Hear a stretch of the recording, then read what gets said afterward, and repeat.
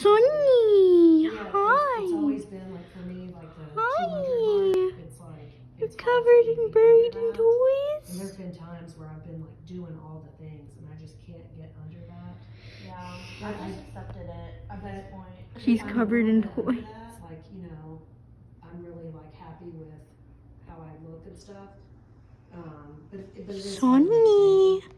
And what's that's where, that? since living What's here, that? you know, not working What's tables and all that? that, I'm under that mark. Yeah. And I'm just like, how did that happen? Yes, I lost like 20 pounds. I've accepted that, like, I am crazy. 200.